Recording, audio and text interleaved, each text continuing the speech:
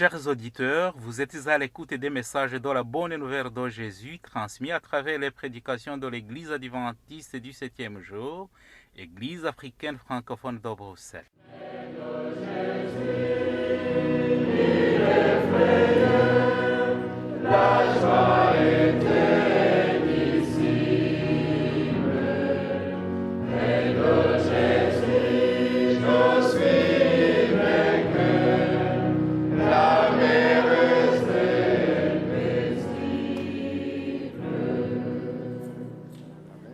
C'est ainsi qu'a commencé la bonne nouvelle de Jésus-Christ, le Fils de Dieu. C'est là ce qui est écrit dans le livre du prophète Ésaïe. J'enverrai mon messager devant toi, il te préparera le chemin. On entend la voix de quelqu'un qui crie dans le désert. Préparez le chemin pour le Seigneur, faites-lui des sentiers droits. Marc chapitre 1, verset 1 à 3. Itangiro ry'ubutumwa bwiza bwa Yesu Kristo, umwana w'Imana. Nk'uko byanditswe n'umuhanuzi Yesaya, ngo nuko ndenda gutuma integuza yanjye mbere yawe, izatunganya inzira yawe. Ijwi ry'urangurira mu butayu, ati nimutunganye inzira z'Uwiteka, mugorore inzira ze. Mariko igice cya mbere, umurongo wa mbere kugeza ku wa gatatu.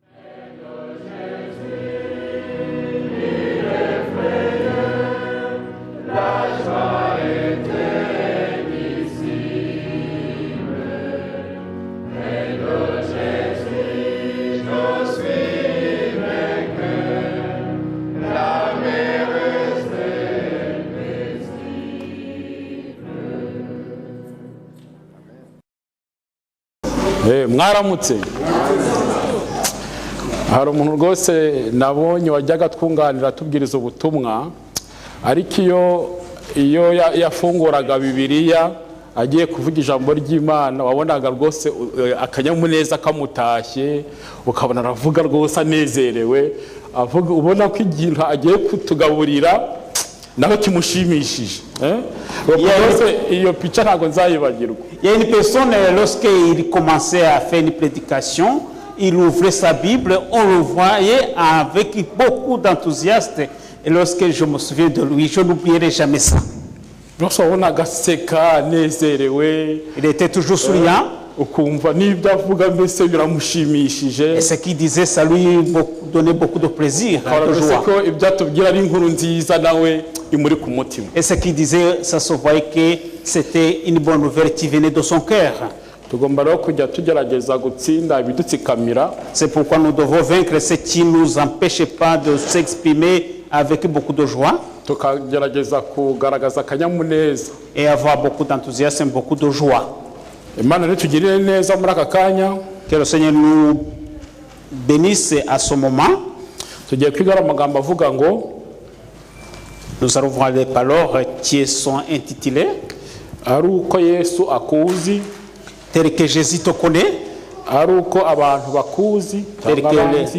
tel que les gens te connaissent, comment les gens me connaissent, tel que tu te connais ou bien tel que je me connais moi-même. Qu'est-ce que tu choisirais? Il y a trois choses. Qu'est-ce que vous choisirez parmi les trois? Tel que Jésus te connaît, tel que les gens te connaissent, tel que tu te connais.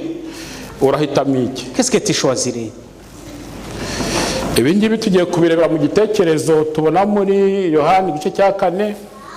On va trouver cela dans Jean chapitre 4. Pour que ça va nous aider à se retrouver chacun pour soi. Parce que Jésus connaît la vie et la situation de chacun. Il sait même comment les gens te traitent. Mais aussi il y a la façon dont tu te connais toi-même. Même si le grand combat, c'est le combat de se reconnaître toi-même, moi-même. On va se retrouver que la personne parfois il ne se reconnaisse pas. Il arrive que les gens te connaissent mal. ariko Yesu akuzi neza, anzi neza. Mais Jésus, il te connaît tout entier, il me connaît tout entier. Azi neza uwo ndiwe, uwo uriwe. Il sait qui suis-je, comment je suis et comment tu es. Azi n'uburyo urwana intambara cyangwa ugira umuhati wo kumubonerera. Il sait comment tu fais beaucoup de peine, beaucoup de... Tu te donnes pour lui. Cyangwa se n'uburyo wenda ibyo nkora cyangwa ukora biri inyuma gusa. Ou bien si ce que tu fais, tu le fais extérieurement sans avoir assez de profond au fond de ton cœur, de mon cœur. Tugira kwifashisha igice cya kane cyo muri Yohana ariko turakizi ntago tugisoma ijambo ku ijambo. On va se baser dans chapitre 4, c'est un chapitre qui est connu, on va parler mot par mot. Bagenda mbabwira uko byari bimeze icyo gihe. Je vous dirai tel que c'était à ce jour-là.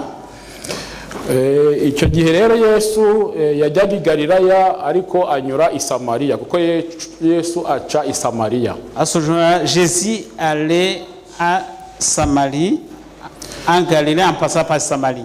Hanyuma arushye yicara hafi y'iriba rya Yakobo maze atuma abigishwa yo kugura ibyo kurya mu kirero cyari hafi aho. Il s'appuie sur le puits de Jacob et envoie ses disciples pour acheter à manger dans la ville.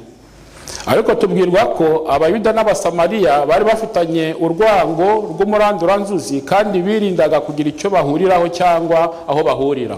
Mais nous apprenons que les Judains et les Samaritains avaient de haine et ils ne pouvaient pas se rencontrer.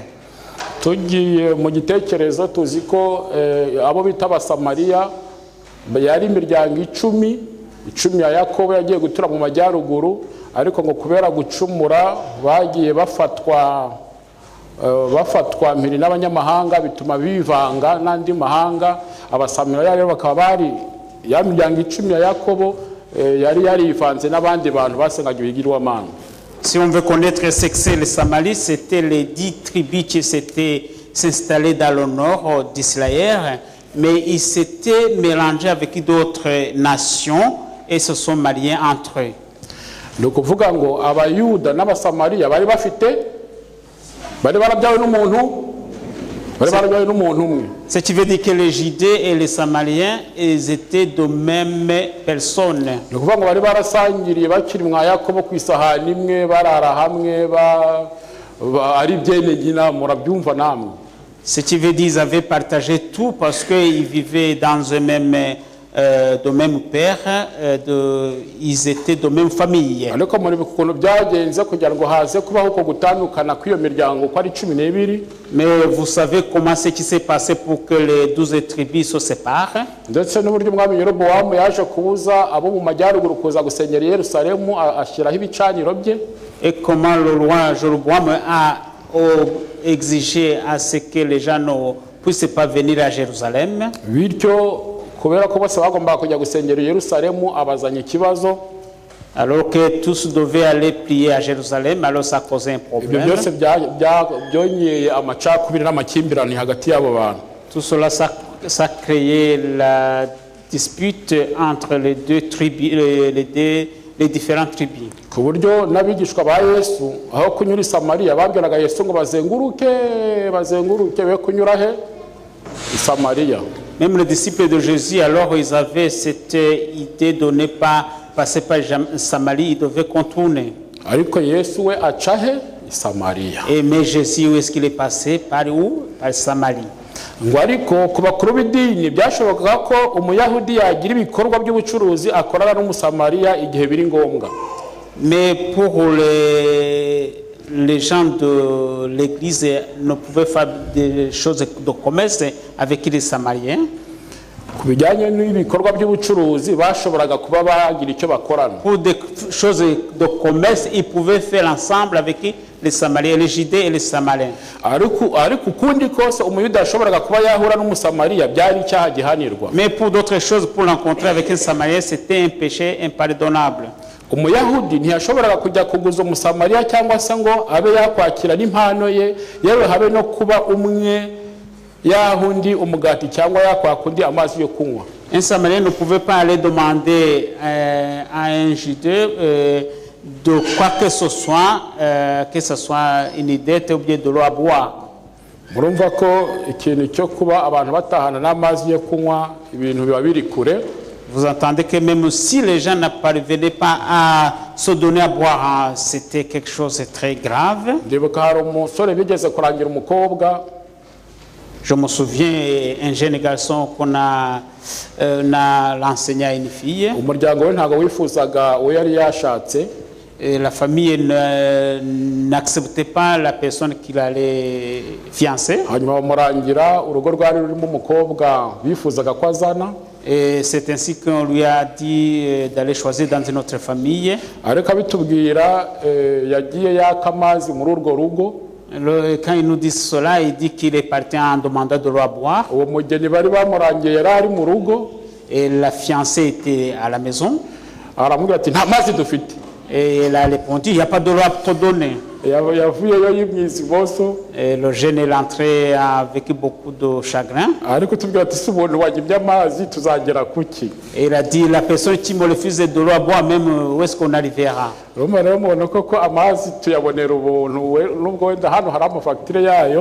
Et bien entendu, on peut sous-entendre que de l'eau c'est gratuit, même si on a des factures parfois ici.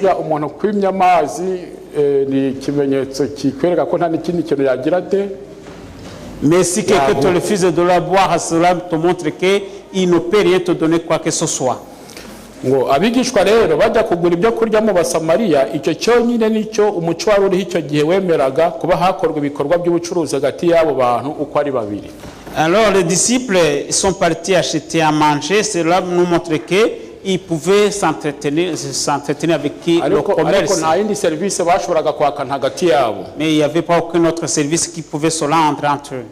Kuba rero umuyahudi yagira icyo yaka umusamariya cyangwa we ngo abe hari icyiza yamukorera ntibyari mu ntekerezo z'abayuda, yewe kabone niyo yaba ari umwigisha wa Yesu.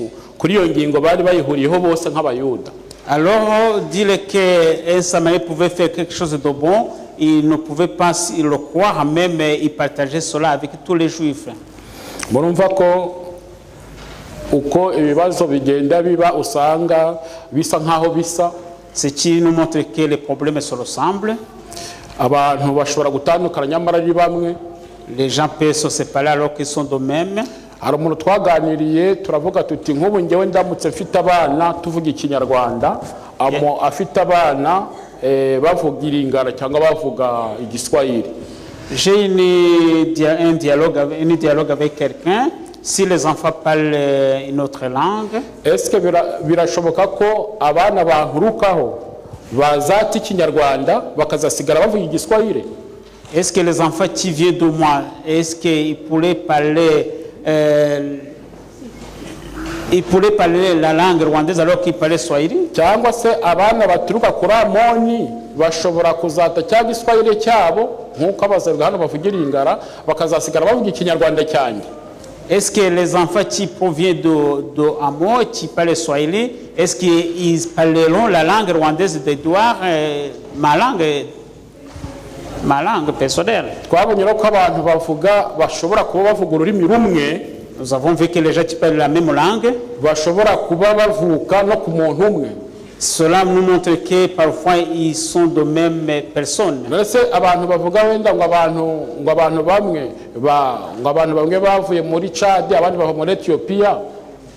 Lorsqu'on dit qu'il y a des gens qui sont les descendants venant de Tchad et d'autres d'Éthiopiens, ceux qui parlent la langue rwandaise sont-ils? Est-ce qu'en Éthiopie ou bien au Tchad il y avait la langue rwandaise?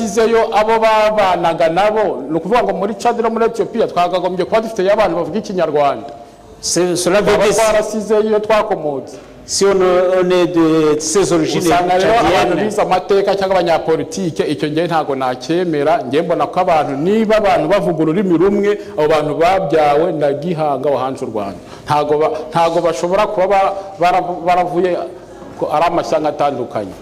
Cela veut dire que si les gens parviennent à parler la même langue rwandaise, cela veut dire qu'ils sont de même origine, ce ne vient pas dans d'autres provenances.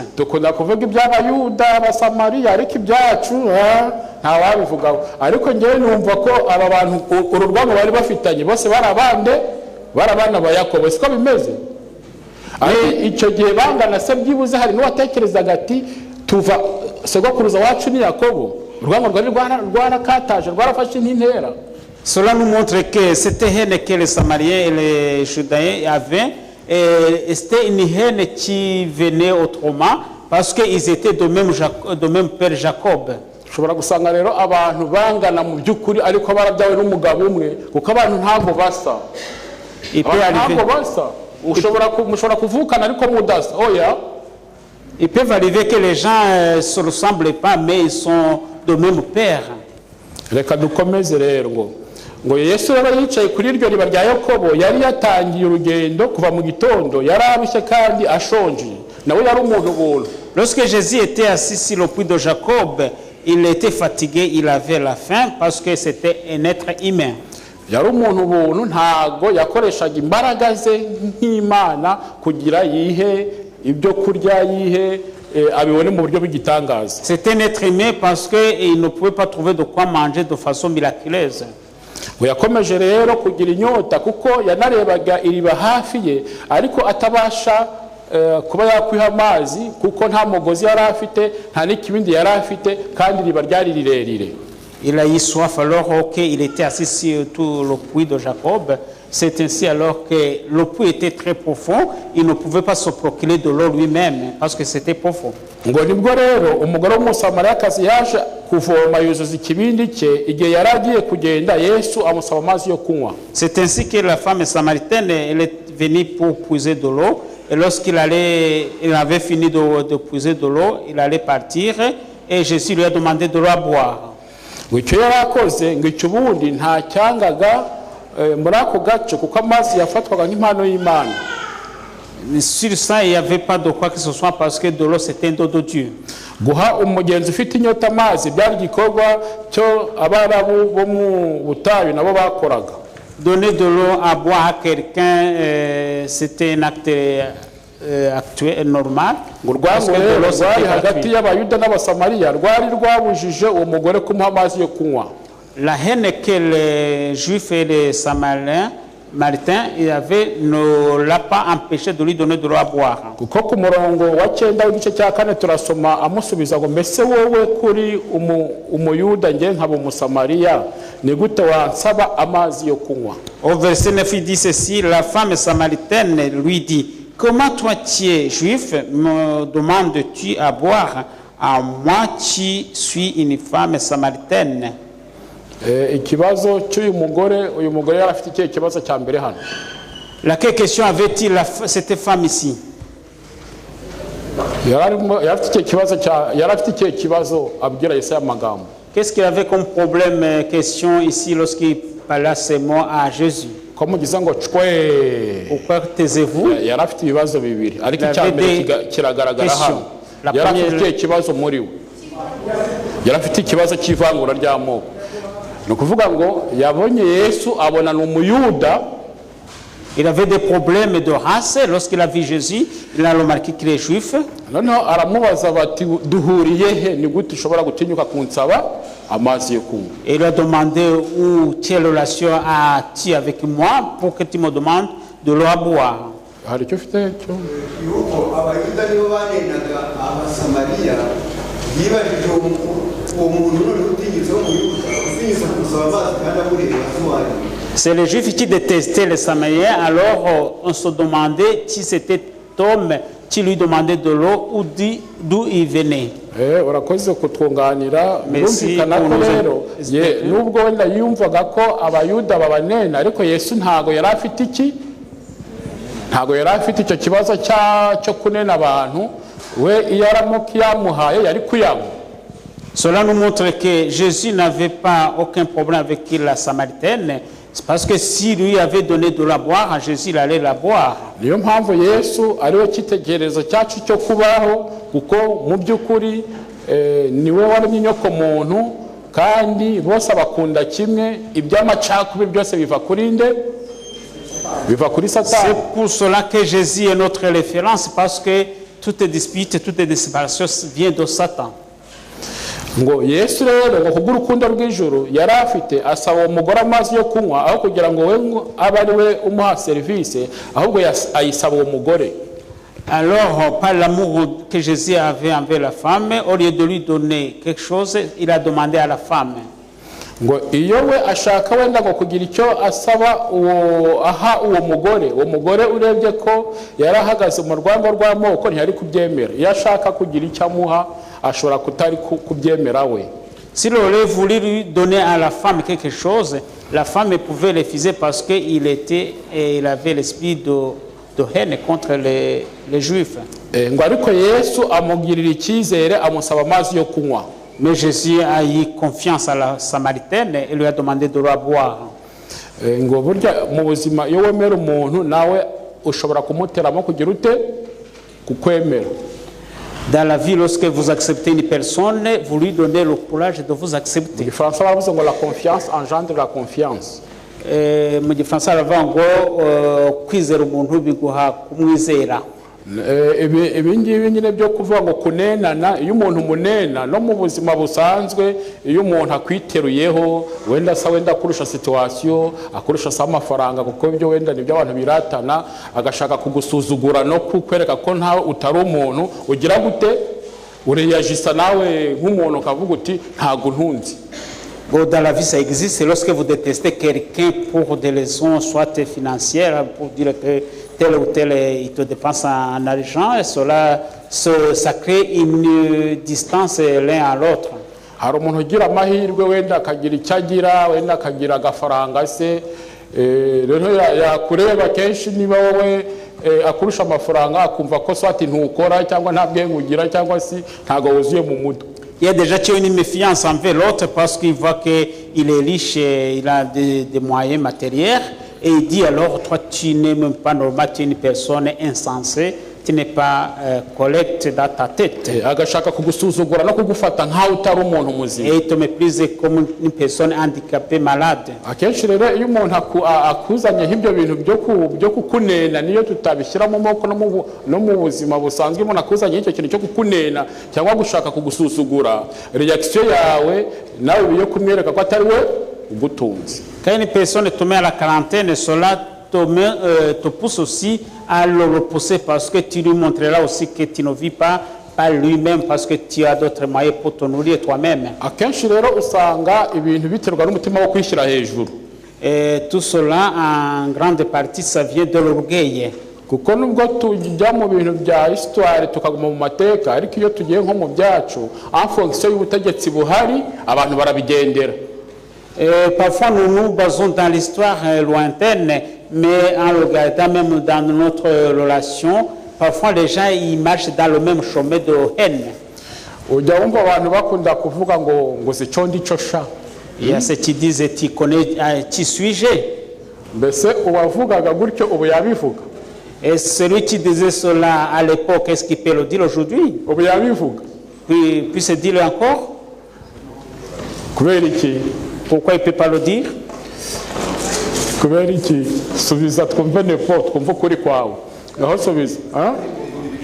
Zahinduye imirishyo. Parce que le pouvoir a changé. Ubu rero nabwo hari undi uko yiyemeraga gutyo, ubu n'undi hari undi wiyemera kubera ko yumva ko ari uri ku ngoma. Si cette personne se croyait aussi avec l'orgueil, aujourd'hui il y a de même aussi qui se croient avec l'orgueil aujourd'hui. Ndetse ngiye ndibuka kera dufite abantu rwose baburanaga ubwoko, akavuga ati ngewe icyo munyita ntago ari cyo ndicyo, ahubwo akaba yasobanura uburyo akabuburana pe. Ariko hari abantu nzi aravuze ati ntago nakwirirwa mivuga, ariko akenshi abantu usanga bashaka kubogamira iyo bihengamiye. Je connais certaines personnes qui revendiquaient appartenaient dans une ethnie, mais en soi, il y a quelque part là où on est penché absolument. J'ai entendu des personnes en causerie.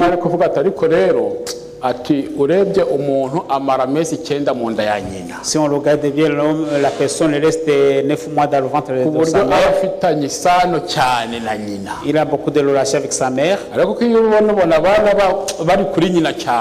C'est pour cela on voit que les enfants sont très proches à leur maman. ati kukwitirira ubwoko bwa so ati ni ikosa.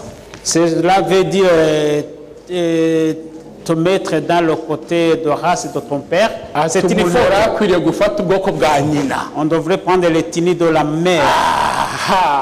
ati ibyo uwo muntu yavugaga ndamureba ati wowe ushaka ko bihinduka ariko mbere iyo mvugo ntayo wari ufite. Et alors je l'ai dit, tu veux que ça change aujourd'hui et pourtant avant, tu ne pouvais pas penser à cela.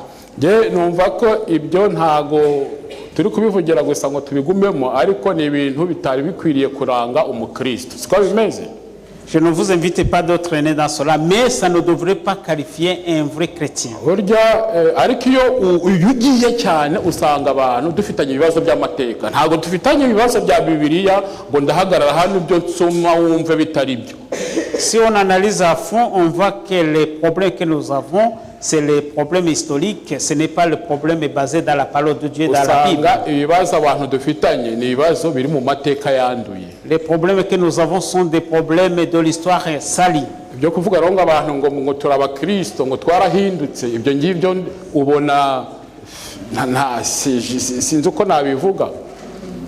qu'on est des chrétiens qui ont été changés, ou bien, il n'y a pas beaucoup d'expressions à montrer cela, à dire ça. Tel que Jésus te connaît, tel que les gens te connaissent, tel que tu te connais, que choisirais-tu? Qu'est-ce que tu choisis? Jésus dépasse tout. Mais vous êtes une nation sainte, une race loyale, qui ont été appelés pour annoncer la vertu de celui qui vous appelle. Ce qui vous appelle dépasse loin de ce qu'on a dit.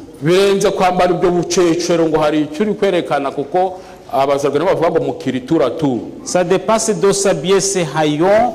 C'est pourquoi les Haïgois ils ont une expression spéciale. Les choses changent.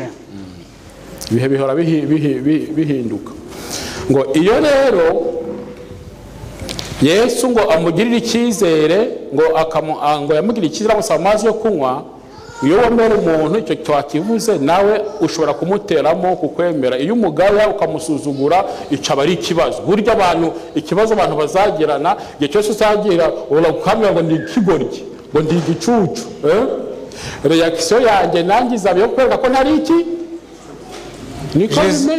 Jésus a fait confiance à cette Samaritaine, c'est pour cela il lui a demandé de la boire. C'est ainsi, lorsque vous donnez l'occasion à la personne, cela, ça lui donne la valeur.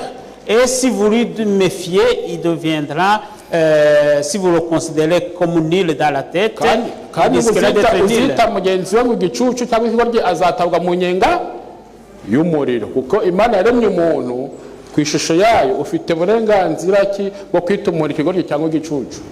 Celui qui appellera son frère fou sera dans la Gehenna, parce qu'on ne peut pas appeler l'autre un fou.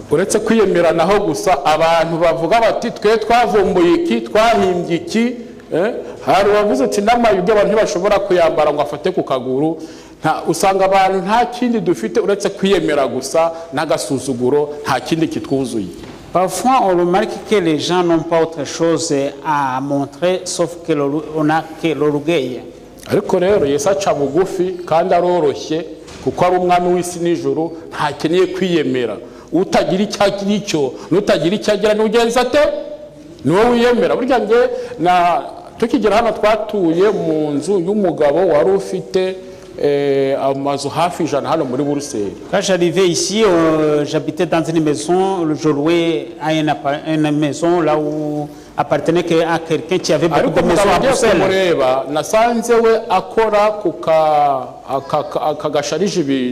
Lorsque je suis parti le voir, je l'ai trouvé comme un blanc, comme quelqu'un qui cherche un blanc cardiaque. ari cyakora no kuvuga agaterura amagazi ye akayashyira mu modoka y'umukiriya agapakurura amavide akayashyira hasi ariho akora. Son travail c'était de charger les caisses dans le camion, les caisses de boissons et en les chargeant dans le camion. Ukareba rero uguca bugufi k'uwo muntu en le voyant tel qu'il s'abaissait, ukagira ikintu byigiraho, ça donne une leçon. ngo umugore rero yahise abona Yesu ko yari umuyahudi mu mubiri, nawe Yesu burya nawe yari afite ubwoko mu mubiri, ubwoko ntabwo ari ikibazo. Jésus avait sa appartenance raciale dans son cœur. Yashoboraga kugaragara akaba yagaragara nk'umuyahudi. Être de là, ce n'est pas un problème. Il était juif. Hanyuma rero umugore yatangaye nyine no kumenya impamvu uwo muyahudi amusaba amazi yo kunywa. Alors la femme s'est étonnée parce que là, il voyait qu'un juif lui demandait de l'eau à boire. Rero amubajije impamvu yamusabye amazi, Yesu aramusubiza ngo iyo umenye impano iva mu ijuru ukamenya n'ugusabye amazi uwo ari we, ni wowe wakamusabye amazi y'ubugingo. Il a dit si tu savais celui qui te demande de l'eau à boire, tu aurais lui demandé aussi de l'eau de vie. Ngo utangajwe nuko nagusabye ngo umpe kuri ayo mazi, iyo nawe ubishaka nari kuguha amazi y'ubugingo buhoraho. Et tu es étonné que je te demande de l'eau à boire, si tu le veux, je pouvais te donner de l'eau de la vie éternelle. Mais sur le langage de Jésus, la femme n'a pas pu arriver à comprendre. Ariko yatangiye kugira amatsiko ngo ubundi yari umuntu utagira icyo yitaho mu buzima bwe, ariko yatangiye kumva hari ikintu gihinduka mu bugingo bwe. Il a commencé à se sentir touché à cause de la parole de Jésus. Watekereza ko Yesu arimo avuga amazi y'iriba ryaraho, niko kumubaza ati mwami ko mbona nta kivomesho ufite kandi iriba rikaba rirerire, none ayo mazi y'ubugingo umbwira wayampa uyakuye he?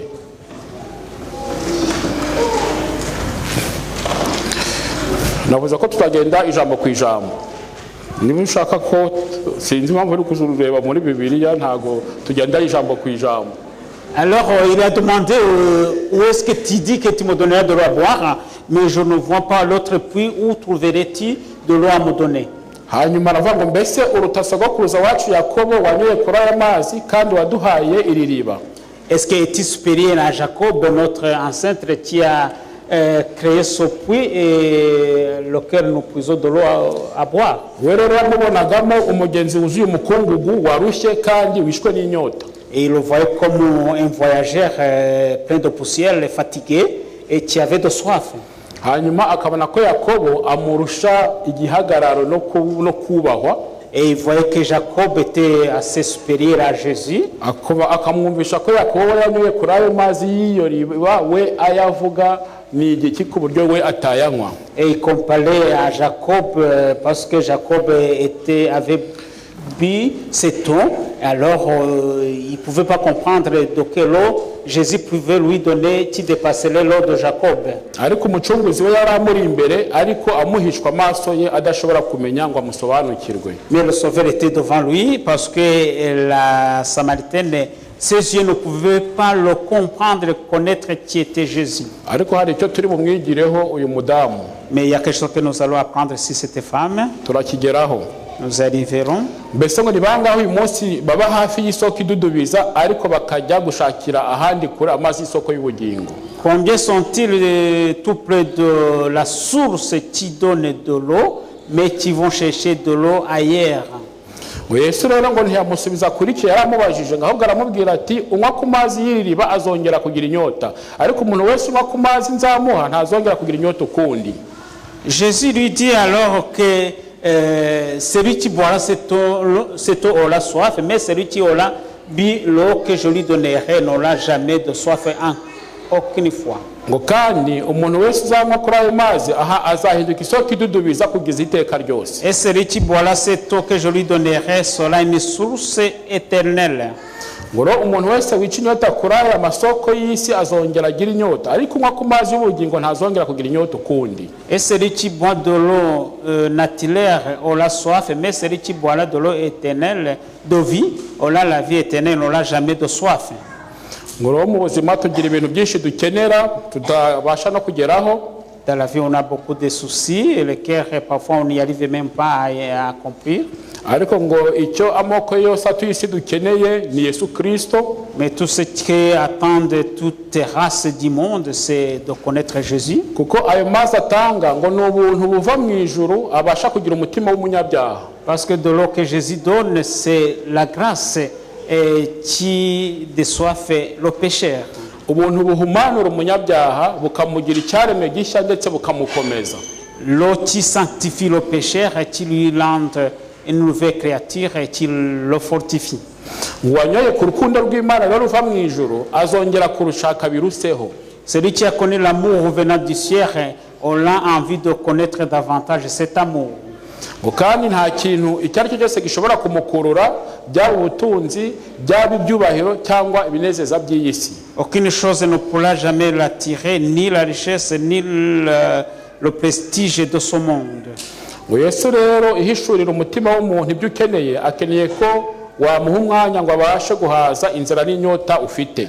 Jésus alors tire le verre à tout cœur ce qu'il a, il est là pour t'en procurer. Ibyo abantu bafite byose bizarangira, ibigega by'amazi bizarangira. Les sources d'eau, les tanks d'eau finiront. Umucunguzi wacu ni isoko idakama. Mais notre sauveur, c'est une source intarissable. Ngo ni isoko unywaho ukongera ukanywaho ukongera ukanywa, ariko ntushobora kuyirangiza. C'est une source à laquelle tu bois et tu bois encore et tu ne termines pas de l'eau qui en se trouve. Ngo umuntu wese ro Kristo abereye mu bugingo ahinduka isoko idudubiza idakama y'umugisha, isoko y'amazi izageza mu bugingo buhoraho. Alors la personne qui est habitée par Jésus devient une source d'eau et qui ne finissent jamais.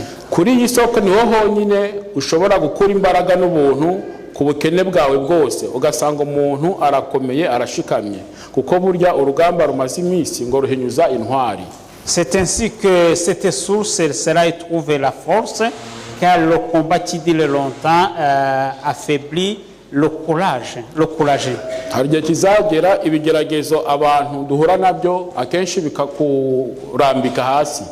Il arriverait que les épreuves que vous traversez pourraient vous ébranler par terre. Ariko gukomeza kunywa kuri isoko y'amazi y'ubugingo uko ibihe biha ibindi niho umuntu azakora gukomera. Mais à force de boire cette source de vie, cela vous trouverez la force de résister. Uko uko iminsi igenda indi igataha tugenda buri wese ahitamo iherezo rye. Tel que les jours passent et les autres arrivent, chacun choisit sa fin. Dusohorezwa haya magambo ngo uwera akomeze yere, uwanduye mu mutima akomeze yandure. Et en connaissant les paroles qui disent que le saint soit saint et que celui qui se suit encore. Kuko igihe kirasohoye aho buri wese n'ibyo akunda kandi yishimira bigiye kuzamuha bikamugira imbohe, swati ya Kristo cyangwa imbohe yande ya Satani. Le moment va arriver jusqu'à ce que chacun pourra appartenir à un groupe, soit un groupe de Satan ou un groupe de Jésus. Twisiro tugenda twifuruguta mu bintu uzasanga waraboshywe, ibyo bintu byarakuboshye utanyeganyega, kandi kuba waraboshywe wowe uzajya ugenda ntabwo uzabimenya, ariko muri contact n'abandi umuntu ashobora kukubona ati uyu muntu aboshywe n'iki kintu. Siko bimeze. Puis si vous vous donnez au piège de Satan, vous vous trouverez dans son piège. Et parfois on ne connaît pas qu'on est déjà pris par Satan, mais les autres peuvent connaître que tu es déjà pris.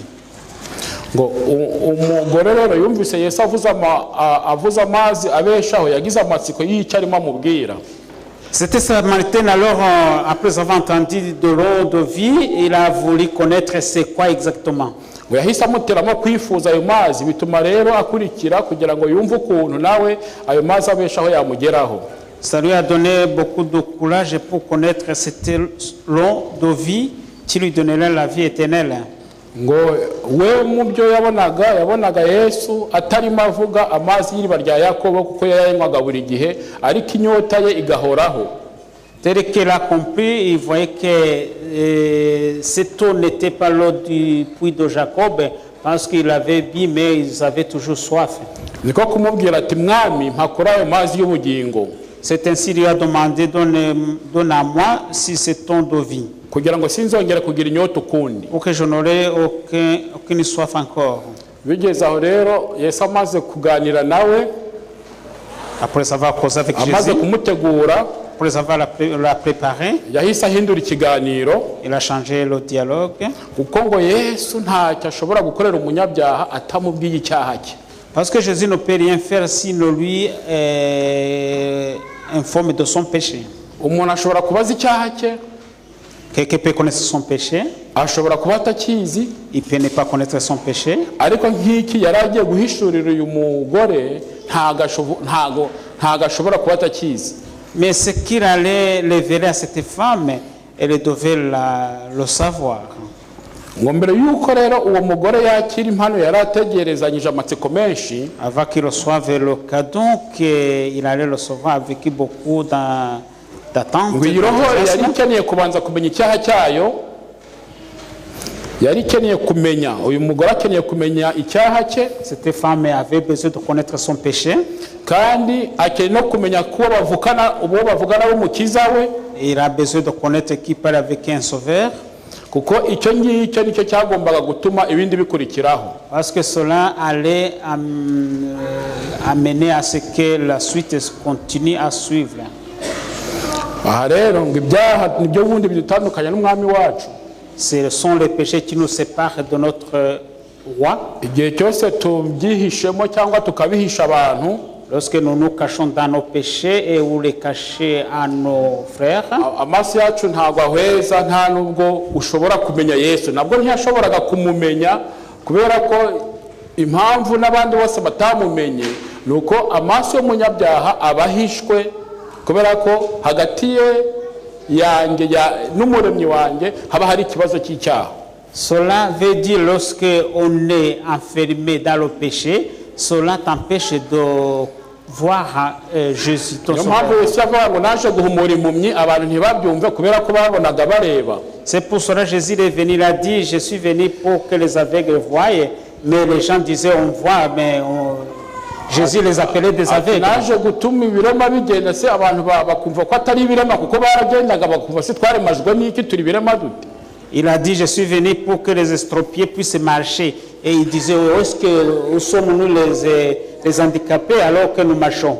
Kugira ngo ibipfamatwi byumve, abantu bakabona bafite amatwi bakavuga ati uyu muntu turi ibipfamatwi dute kandi ko dufite amatwi ko twumva. Pour que les sourds puissent écouter, il répondait, nous avons des oreilles, nous entendons, mais Jésus les appelait des sourds.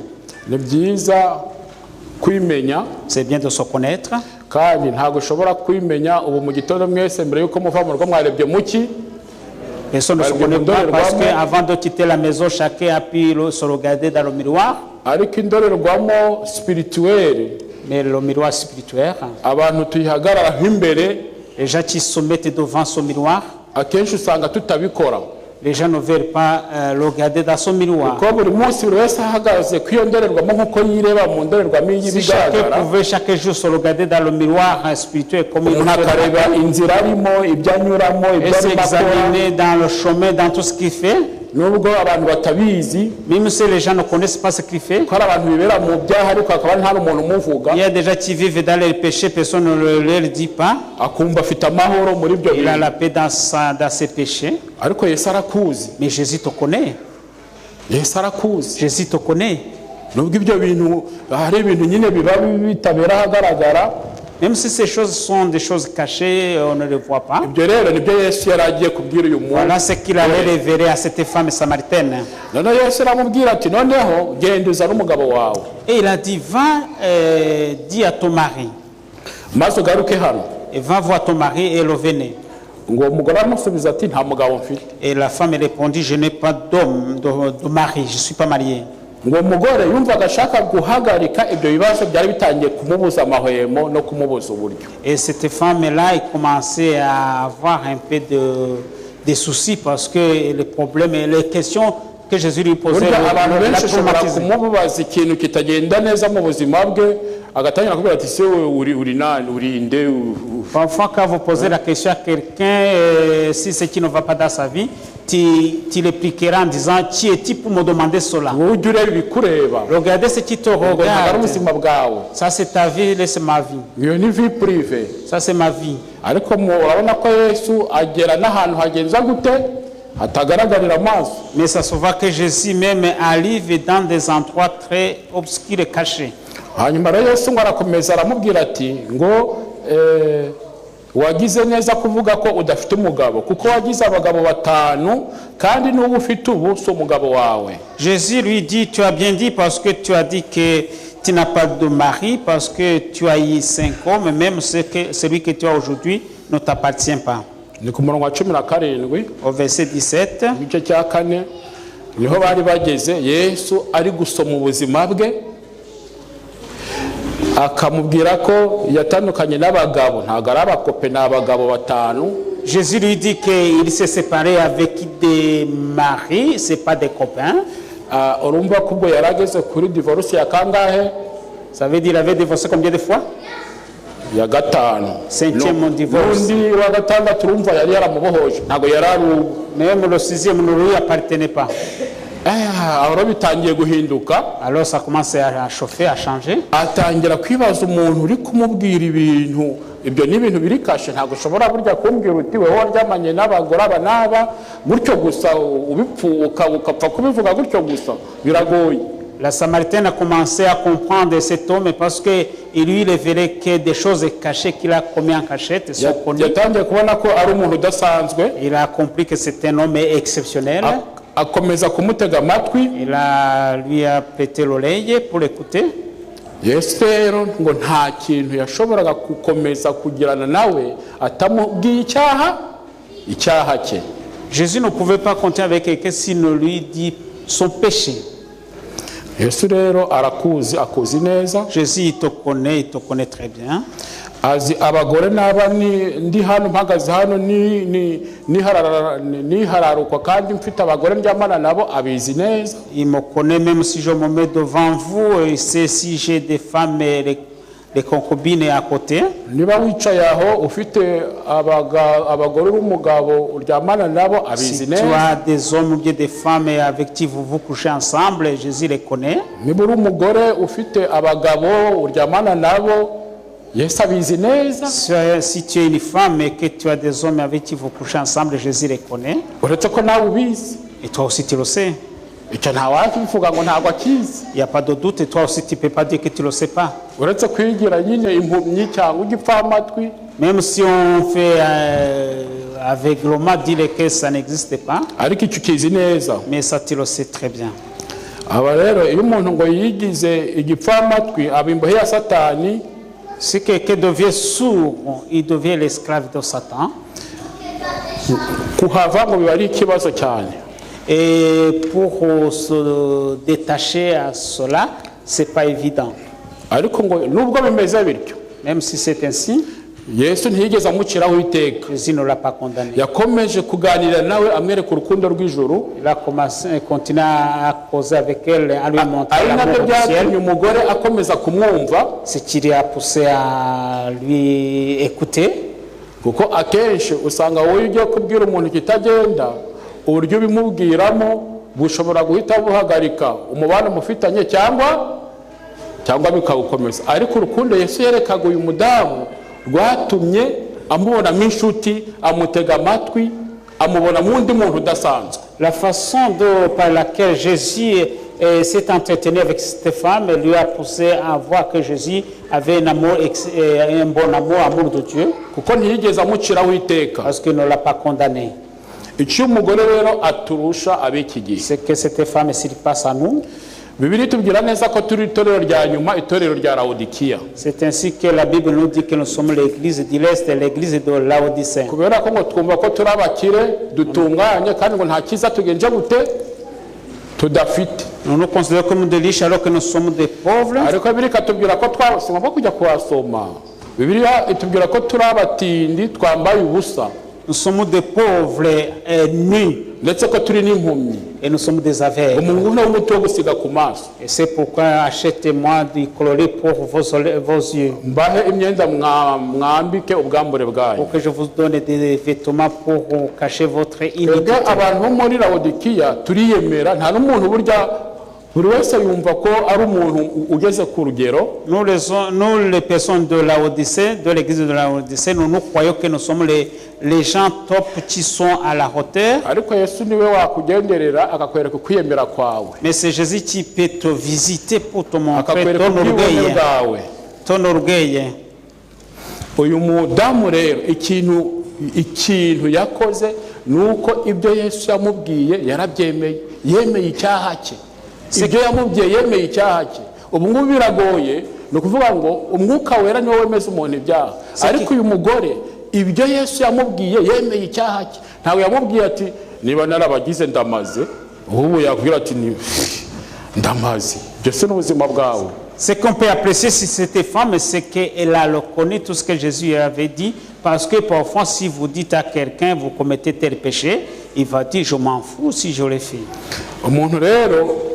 umuntu wese w'umukristo icyakwiye kumuranga, niba mugenzi wawe agukebuye ugomba kugira gute? aba ari umugisha ugize. ntawe ugomba kunezezwa no kwirata aho uhengamiye nk'aho hari icyo uri kwiratana kindi. ibyaha ntari ikintu umuntu yakwiratana. Ce qui devrait qualifier un vrai chrétien, c'est de le connaître lorsque ton prochain te dit le péché que tu commets, tu devrais l'accepter au lieu de te laisser pencher dans ton. aha rero umugore ubusambanyi bwe yarabwemeye, divorce eshanu amaze gukora yarabyemeye. La femme a reconnu le péché d'adultère, même les 5 divorces qu'il avait connus, il les a acceptés. ntiyigeze ashaka kumurwanya cyangwa ngo amuhutaze ati ibyo ntibikureba. Il n'a pas voulu le bousculer pour dire ça ne te regarde pas. uko uyu mugore turabona ko yari yarabaswe n'amoko, ikindi yari yarabaswe no guhinduranya abagabo uko yishakiye. Cette femme avait été engloutie par le problème racial et il était aussi uko nanjye nabaswa n'amoko cyangwa no guhinduranya abagore uko nishakiye. il avait changé des hommes comme toi aussi je peux changer aussi des femmes, moi aussi. uko nawe wabatwa n'amoko cyangwa uhinduranya abagore cyangwa uhinduranya abagabo comme toi uko aussi wishakiye. tu peux être dans le péché de changer les hommes et les femmes, ou bien être dans le problème racial, cyangwa se n'ibindi byose bitagaragarira amaso y'abantu. ou bien autre chose qui sont pas visibles à l'œil. ko ubu usanga abantu wese twarinduriye mu buri wese mu bimunezeza, Parce que les gens aiment tout ce qui lui donne la joie, le prestige. ku bantu bakunda guhura n'abantu benshi nibwo bashobora kubona ikintu cyo kwinezeza uburyo cyabasa abantu. Pour ceux qui rencontrent avec beaucoup de personnes, vous verrez comment les gens sont emportés par le prestige du monde. iyo bajya nk'abantu bajya muri boîte de nuit, icya mbere baba bafite cya mbere aba ari umunezero. Ceux qui vont dans des boîtes de nuit, ce qu'ils ont, c'est une joie qu'ils ont. baba baririmba, Ils chantent.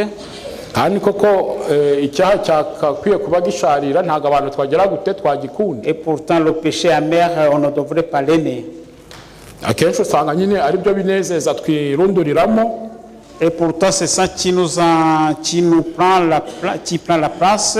rero tugasohorerwamo n'ubuhanuzi ngo bazaba bakunda ibibanezeza aho gukunda Imana. Et la prophétie s'accomplit par cela en disant qu'ils aimeront ce qui leur donne la joie au lieu d'aimer Dieu. ngo bakunda ibibanezeza aho gukunda Imana. Ils aimeront les choses du monde au lieu d'aimer Dieu. umuntu agakunda ibimunezeza. burya buri muntu wese afite ikimunezeza. Chacun aime quelque chose chacun a quelque chose qu'il aime. wabaza buri muntu, buri wese aba afite ikintu kimushimisha Si kimunezeza. on peut demander à chacun, il a quelque chose qu'il aime bien. uyu mugore rero uretse ko yahuye na Yesu, sinzi aho abagabo yari kugeraho ngo ni bangahe. Je ne sais pas si, sauf que cette femme a rencontré Jésus, je ne sais pas combien des hommes il attendait encore. ariko Yesu yamugiriye neza. Jésus lui a fait du bien. wenda yahagaritse uko kwirirwa agenda. Peut-être il a stoppé la façon dont il courait derrière les hommes. ariko nawe yaramwemereye. Mais la femme aussi l'a accepté. Il a accepté ce que Jésus lui dit. ariko burya nubwo hazabaho kurimbuka abantu nitwe tuzirimbura. Même s'il y aura la perdition, c'est nous qui amènerons notre perdition. Kuko umudendezo twahawe nitwe dufite uburenganzira bwo guhitamo. Parce que la liberté que nous avons vue, c'est la liberté qui nous pousse à choisir. Ni ukuvuga ngo nshobora guhitamo kwitandukanya n'ibyo umwuka wera nyereka n'ibyo Bibiliya nyereka, mbasha guhitamo gutandukana nabyo. Je peux choisir de ne pas m'appartenir à ce que le Saint-Esprit m'explique. Cyangwa se ngahitamo kubyirunduriramo. Ou bien je peux dire de me mettre dedans. Igihe cyose rero hazaba urubanza, umudendezo wanjye uko nawukoresheje, icyo nahisemo, icyo wahisemo, nicyo kizagushyira ku iherezo ribi cyangwa ryiza. Lorsqu'il y aura le jugement, alors le choix que tu as mené, c'est ça qui te passera à la place selon ton choix. Yesu aravuga ngo twese twahawe agakiza. Nous avons reçu tous le salut. Ariko abantu nitwe twizambiriza. Mais c'est à nous, c'est nous qui l'acceptons pas. Parfois nous compliquons les choses célestes parce que Jésus l'a abrégé. Il est le chemin et la vérité et la vie. biranditse ntago ari ibintu buri wese arabizi ibyo dusabwa buri wese arabizi ishusho yawe imushyiramo ubwenge ukuvuga ngo umuntu wese azi icyo agomba gukora. Dieu a créé l'être humain, il lui a donné la conscience et chacun sait ce qu'il doit faire. Ntabwo twamara imyaka 5, 10, 20, 25 mu itorero tubwirizwa ngo buri muntu wese abaze iti aha nubwo rwose nahaguye ukabyemera uti iki ntago gikwiye, ariko kwishyigikira ukishyigikira amaherezo y'umuntu se nayaye. Ariko uyu mudamu yemeye ibyo Yesu amubwiye. On peut pas dire les 5 ans, 10 ans, 15 ans dans l'église sans connaître ce que tu commets tel péché ou tel. Ce qui est bien ici, c'est que la Samaritaine a accepté ce que Jésus lui disait. Il a accepté même de laver ses vêtements dans le sang de Jésus, au lieu de vivre dans le prestige du péché du monde. Jésus est venu pour délivrer les captifs, pour que les sourds entendent, pour que les aveugles voient.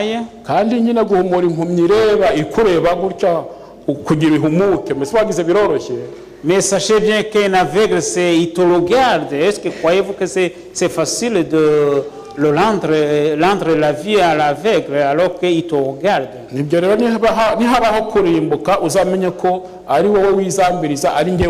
Si alors la perdition, ça viendra de toi, ça viendra de moi.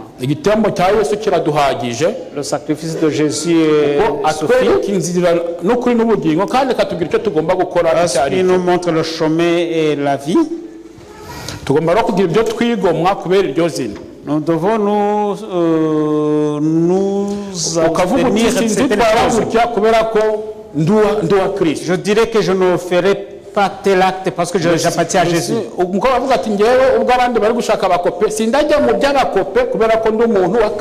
Si les autres cherchent à trouver des copains, moi je ne le ferai pas parce que j'appartiens à Jésus.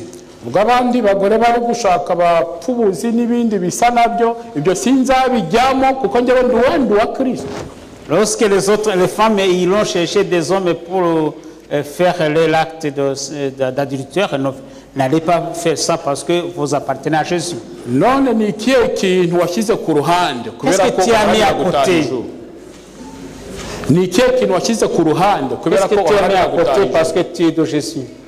Kubera ko uharanira kugera ku rugero rukwiriye ni ikihe wigo tu veux atteindre l'apogée, le point. Niba irari ryawe rigutwara nk'abandi, si ton envie te pousse à vivre comme les autres, ukagaburira umubiri wawe icyo ushaka, et tu donnes à ton cœur ce que tu veux, umugabo ukunze ntumwibuze, l'homme que tu veux tu te donnes à lui, umugore ukunze ntumwibuze, la femme que tu veux tu t'empêches pas.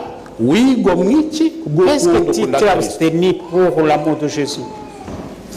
mbese ngewe iyo ngeze mubo nita ngo ni bene wacu cyangwa wowe mubo wita ngo uri bene wabo. Lorsque tu arrives dans les côtés, tu t'appartiens à ta race, à ta famille. akomeje gushimangira mu bantu ngo La haine que Satan continue à semer dans les êtres humains. Comment tu te tiens dedans? Ibyo ntabwo bizabura kubaho kuko no buhanuzi. Cela ne arrivera seulement parce que c'est la prophétie qui s'accomplira. Kuko ngo amoko azasubiranamo. Les races attaqueront Ishyanga rizatera irindi shyanga. Ni nation contre une nation. Ibyo n'ibimenyetso twaraye tubonye byo kugaruka kwa Kristo. Ce sont des signes qui nous montrent le retour de Jésus. Ushobora kubihagarika. Tu ne peux pas arrêter cela. Intambara z'amoko zizabaho. Il y aura des guerres ethniques. Ndabajije umwarabu ndavuga nti si wanyu mu barabu mufite amoko. Demandez à l'arabe si vous avez des races dans votre pays. Ambira ngo bafite witwa ababerbere. Ils ont des berbères. Ngo bavuga iki berbere? Ils parlent le berbère. Est-ce qu'avez-vous de race arabe? Ce ne sont pas des arabes. Ugasanga ibibazo biri hose. Et les problèmes, on en trouve partout. Ukajya kwa Saddam muri ugasanga ngo harimo abashite n'abasunite. Quand vous arrivez chez Saddam, il y a des chiites et des sunnites. Nabajije umuntu arambwira ngo bari yabo bafite undi muhanuzi utari haryo yo ninde utari Muhammad. Ils ont demandé s'ils ont notre prophète, ils ont dit qu'ils ont une autre. Ugasanga rero ibibazo by'amacakubiri Satani agenda bishyira he buri hantu. Les problèmes de séparation, il y en a partout. Abantu rero mwakwishyira hamwe ngo muraba naba azita zano tubazo twaho mutuye. Abantu bashobora gutura hamwe. Même si vous vous dites que vous appartenez à terrasse, cela Satan amènera autre chose. Ujijije umuntu aho yavukiye. Si tu condamnes quelqu'un à cause de là il est né, si quelqu'un est né de terre endroit, pourquoi le condamnerais-tu?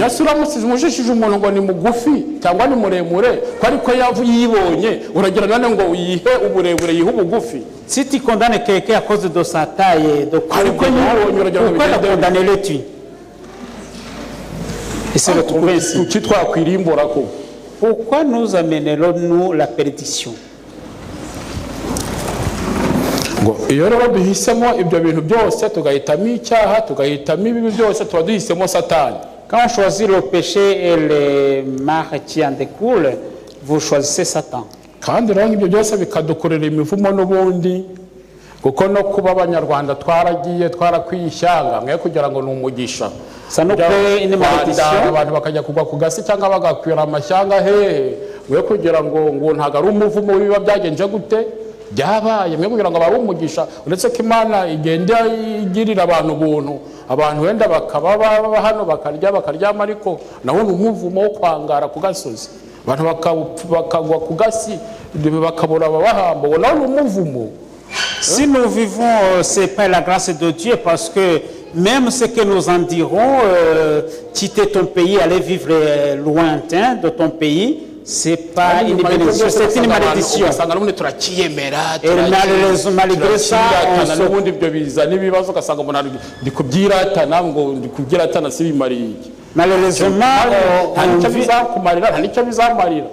malheureusement, on vit dans des situations là où l'orgueil continue à veiller sur nous. Et pourtant, ça ne nous apportera rien. Il y a la méfiance. Jésus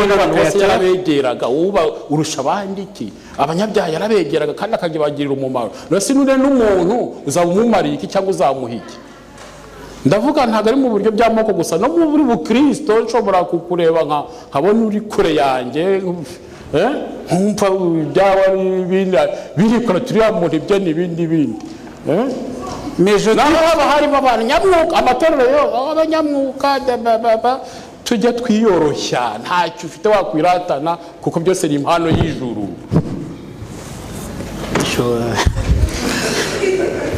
Vonagura.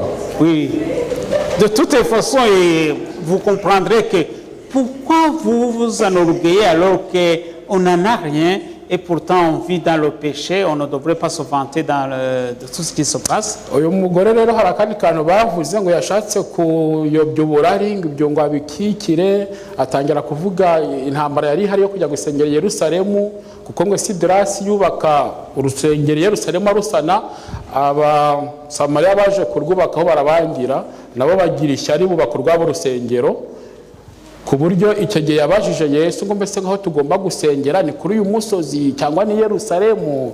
Yesu rero yamubwiye amagambo amubwira ngo igihe kiraje kandi kirasohoye aho abasenga data by'ukuri bagomba gusenga mu mwuka no mu kuri. Jésus, la Samaritaine lui a posé la question, où irons-nous prier? Est-ce qu'à Jérusalem ou bien Jésus l'a dit, le moment est venu pour que ceux qui prient en vérité, en esprit. Hari umuntu wambwiye hano ngo hari umuntu rwose ngo hari umuntu utansuhuza, hari umuntu utansuhuza. Il y a quelqu'un qui m'a dit qu'il y a quelqu'un dans l'église qui ne me salue pas. Ariko byanciyeho kugira mubaze ngo ninde. Et pourtant je lui ai pas demandé qui est cet homme. Kugira ngo mubaze ngo ninde. J'ai pas pu lui demander qui est cet homme. Kwirata sizo zawe zirimi utazimuhaye. Mais si tu ne le salues pas, qu'est-ce que tu as dans ta main? Zirimiki. Ndetse abantu twiyemera ntago ayize intoki zanjye zirimiki. Wenda harimo na mikorobe si no kwiyemera sanga umuntu ugasanga umuntu waramushaririye imitsi yarazamutse kisi bizakumarira iki nanjye bizamarira. Si tous les jeunes, vous n'êtes pas curieux d'écouter ce qui se passe? Vous n'êtes pas ici, vous suivez? Non, continue. Si on ne se salue pas, pourquoi on ne peut pas se saluer? Kuza gusenga hano rero tugomba gusenga Imana mu mwuka ndetse no mu kuri. Si nous venons prier ici à l'église, nous devons le faire en esprit et en vérité. Niba nkureba nkajiginwa nkagira ubute uri gusenga iki? Si je vois mon prochain et que je commence à grincer les dents, qu'est-ce que je suis en train de faire? Venez prier, c'est pas s'asseoir dans l'église. C'est pour qu'au moins appartenir à l'église, ça devait toucher nos cœurs.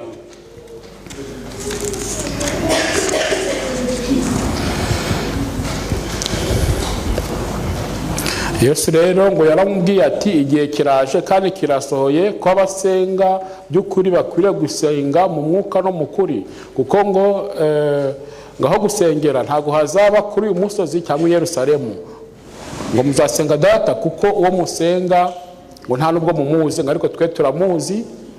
Aha rero Yesu yashatse kumubwira ko agakiza gaturuka mu Bayuda kandi ko nawe yari umuyuda, nawe yishyize mu Bayuda ab'Imana yari yarahisemo kwiyereka kuko aribo babikijwe ukuri ku bijyanye no gucungurwa kw'abantu. Ici dans ce dialogue, Jésus lui a révélé qu'il est juif parce que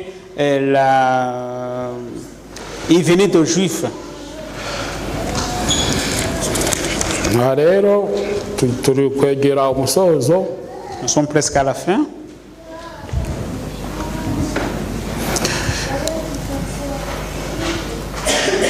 Tugomba rero kwitandukanya n'umubi.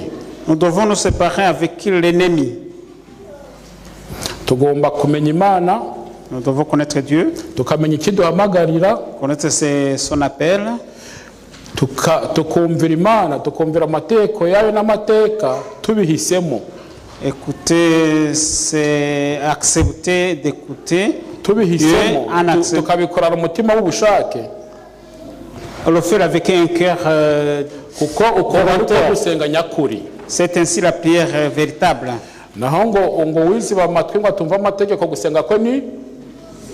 Celui qui s'obtient pour ne pas écouter les commandements de Dieu, sa prière est une abomination.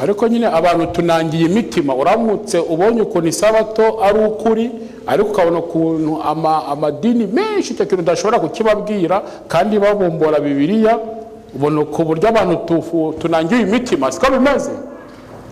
Niyo uje rero natwe hano mu rusengero umuntu akavuga ku kintu niyo kindera kugira ngo ijambo ry'Imana rimeragure umutima wanjye, numva ko ngira kwiyoroshya ko nkwiriye kugushyira Yesu hejuru, usanga ibyo nabyo ari ikizamini.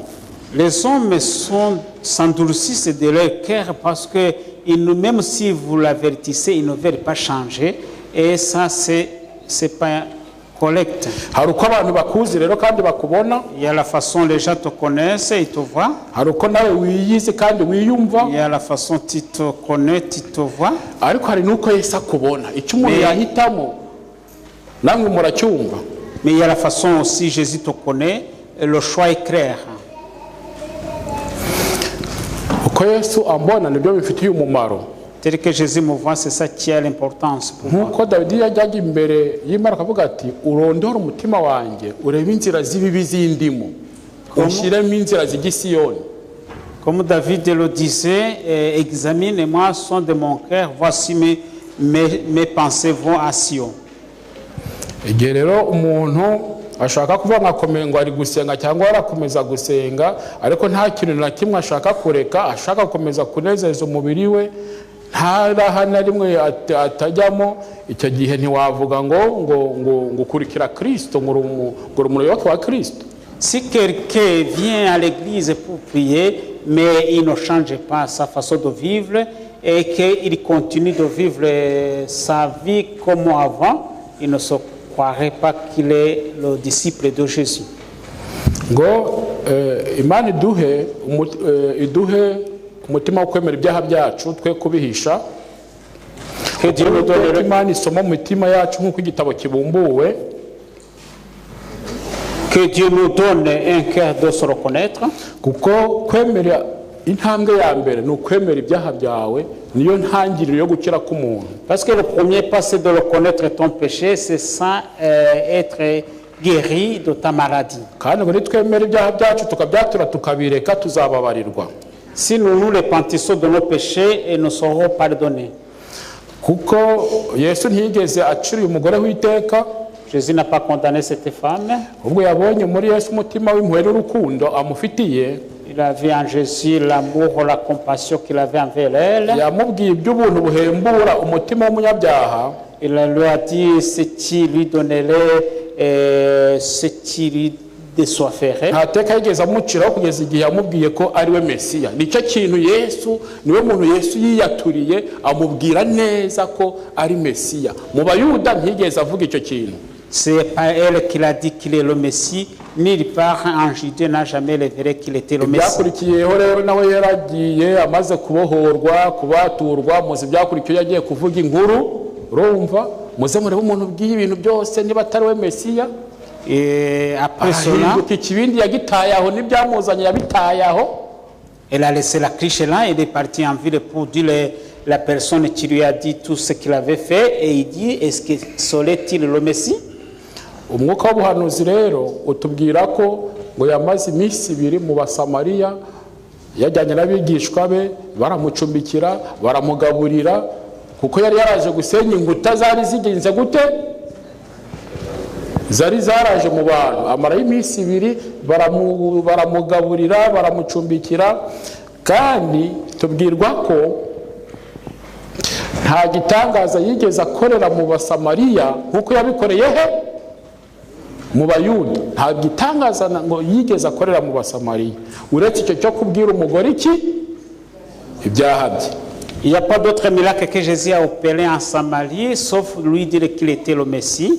Il est parti, il a passé, selon l'esprit de prophétie, il a passé des nuits en Samarie et il a mangé avec eux. Ariko ugiye mu byakozwe n'intumwa igice cya 8 ntago turi busomeyo umurongo wa 5 kugeza wa 13 dusanga ko Yesu aho bantu yabazirikanye kuko yohereje yo Filipo ajya gukorera y'ibitangaza. On lit dans Actes des Apôtres chapitre 8 5 à 13 comment il a envoyé Philippe pour qu'il puisse aller faire des miracles en Samarie. Abo bantu bamwakiriye yari yarababonye mu kwizera ntiyigeze abatererana, yohereje yo Filipo ajya gukorera y'ibitangaza. Jésus n'a pas laissé les gens qui l'ont accueilli pendant les 2 nuits, il a envoyé Philippe pour qu'il puisse faire des miracles à cet endroit. Ndasemana no kugendera buri wese kubw'umwuka wera wemeza umuntu ko ari. Je demande à Dieu pour que le Saint-Esprit puisse le révéler tel qu'il est, comment il est. Uko Imana ibona buri wese bimufutukire ntibibe mu mwijima. Pour que chacun tel que Dieu le voit soit clair et que ça ne soit pas obscur. Kugira ngo twe kugira ikindi cyose twirata uretse kwirata ko amasezerano yacu yanditse mu gitabo cy'ubugingo. Que chacun ne se vante pas quoi que ce soit, mais plutôt qu'il se vante que il est écrit dans le livre de vie. Ntituzabwirwa ariya magambo ngo mumve imbere sinigeze kubamenya ngo mumve imbere mwa nkozi z'ibibi. Ayo magambo ntituzayabwirwe. On n'attendrait pas les mots qui disent quitte devant moi les méchants. Rero kuzaba mu ruhande rw'abagawa ahubwo tuzaba mu ruhande rw'abashimwa. Que nous ne serions pas dans le côté des gens qui se sont mal conduits. Tuzasoza ubuhanuzi bwiza bw'abagize itorero ry'umuryango wa Kristo ku isi. Akaba ari byo mbasabira mu izina rya Yesu, amen. Que nous accomplissions de bonnes choses, c'est ma prière au nom de Jésus, amen. Muri mwaka wa 2019 turasabira ivugurura, turasabira ubumwe bw'abantu hagati yacu. Intego ni ubumwe kugira ngo tugire ubumwe hagati yacu, dusenye ibikuta byose Satani yadushyizemo. None ndasaba abantu bari muri cyo cyerekezo cette année cyo gusenyera Satani tukubakira Yesu. Yesu agiye Yerusalemu akarya akicara. Abafite rwose abari muri cyo cyerekezo duhaguruke.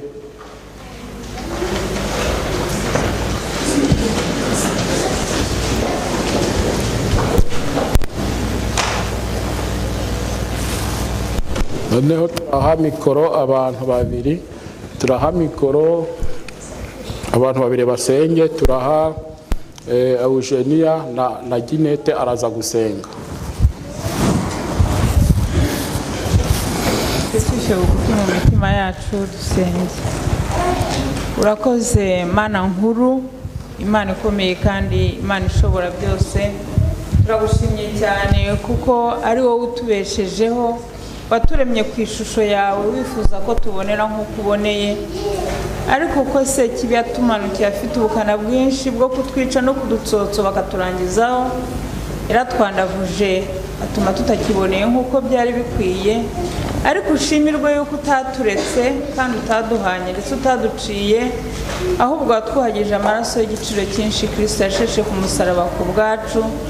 Nicyo gituma tuje imbere y'ubwiza bwawe Imana kugira ngo muri uyu mwanya ayo maraso atwuhagireho inenge y'icyaha icyo ari cyo cyose n'igisa nacyo, kugira ngo twozwe nayo kandi tubonezwe nayo. Tumaze kuhagirwa nawe udusiga amavuta yawe ariyo mbaraga y'umwuka wera, kugira ngo ibyo twiyemeje tubashe kubishyira mu bikorwa ho ku bwacu ntitwabyishoboza, ariko dushorera n'imbaraga y'umwuka wera nta kitunanira, byose biradushobokera.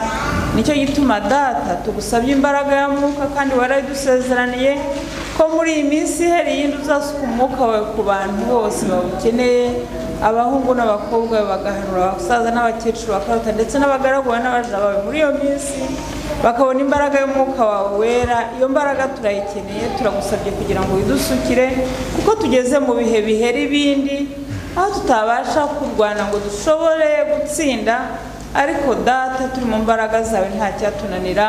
Tugusabye imbaraga y'umwuka wera. Tumaze gusigwa nawe rero utwambika ikanzu yo gukiranuka kugira ngo he kuba ari twe ahubwo bari Kristo ugaragara muri twe, kuko niwe wasibanganya ibyaduhora bikaga byose, tugasigara tubaho gushaka no kushima gukora ibyo tukwifuzaho. Abumvise uyu muburo bose Mana ukore ku mitima yabo kugira ngo bahindurirwe amateka nawe. Kandi abatabashije kugera aha ngaha ubagemure mu buryo bw'umwuka kuko uri Imana ishobora byose. Nk'uko uri umwungeri umwe utwemerere tubashe kuboneka turi cyo rimwe mu bwami bwawe.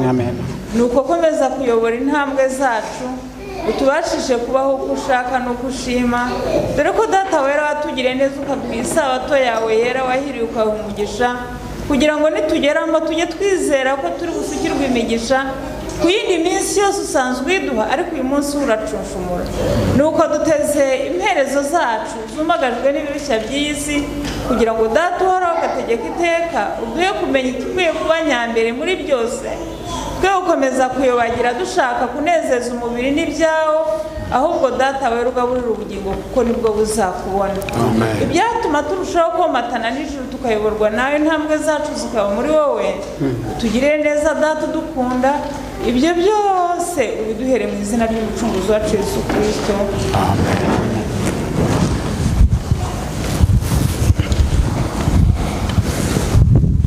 Kandi Data wera wo mu ijuru, yemerera nanjye ngushime kandi nguhimbaze Nukuri uri Imana igira neza, uri Imana ishobora byose, uri Imana ivuga bikaba, uri Imana itegeka bigakomera, nukuri izina ryawe nishyirwe hejuru.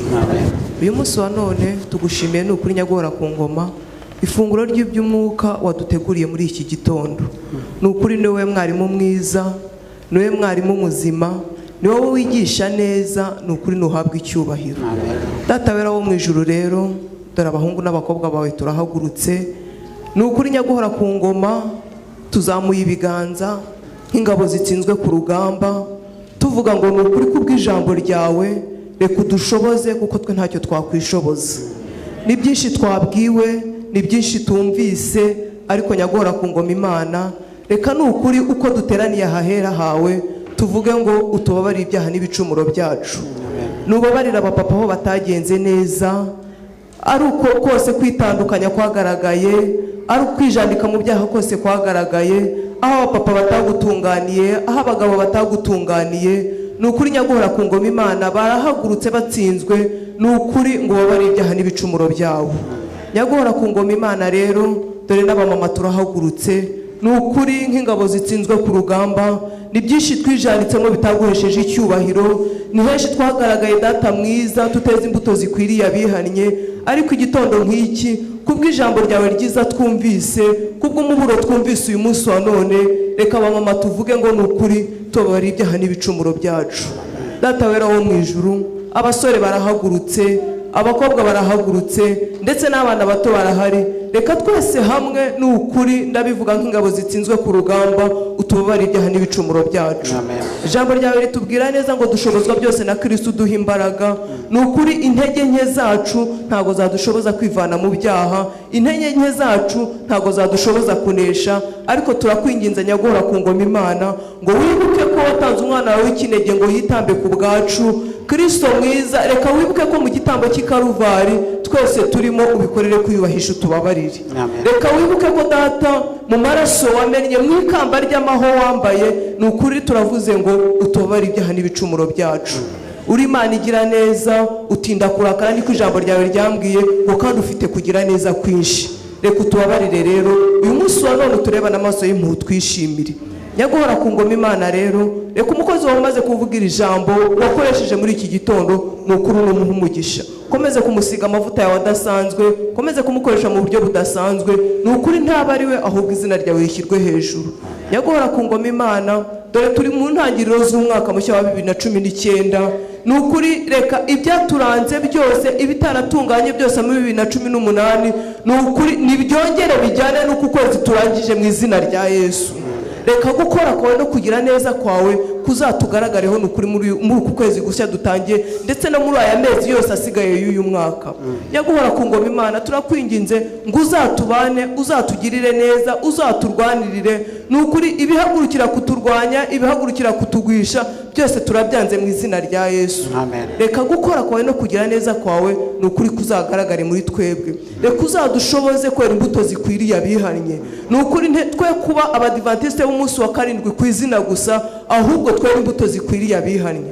Ntago twabyishoboza, dushoboze Nyaguhora ku ngoma Imana.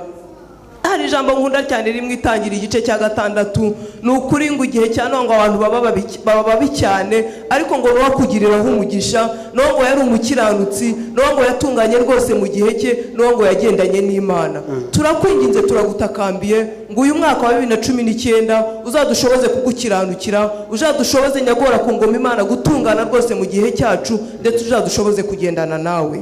Urakoze kuri Imana igira neza, urakoze kuri Imana ishobora byose. Reka ubuntu n'amahoro n'urukundo rwawe bikomeze kubana natwe twese mu izina rya Yesu. Amen. Senge. Éternel notre Dieu, notre Père, Uwiteka Imana yacu uhoraho, nous te remercions infiniment de ce que tu es notre Père aimant. Turagushimira ko uwera kandi uhoraho. L'amour que tu nous aimes, tendre Père, tu l'as manifesté à travers le sacrifice expiatoire de Jésus-Christ. Kuko waradukunze ndetse utanga n'umwana wa Yesu Kristo. Tu as accepté de te dépouiller de ta nature divine et tu t'es revêtu de la nature humaine, tendre Père. Wemeye kuva mu ijuru wambara ubumuntu uza mu isi.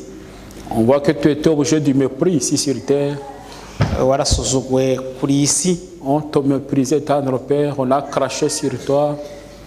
waciriweho inshuro nyinshi ububi bwinshi ku isi.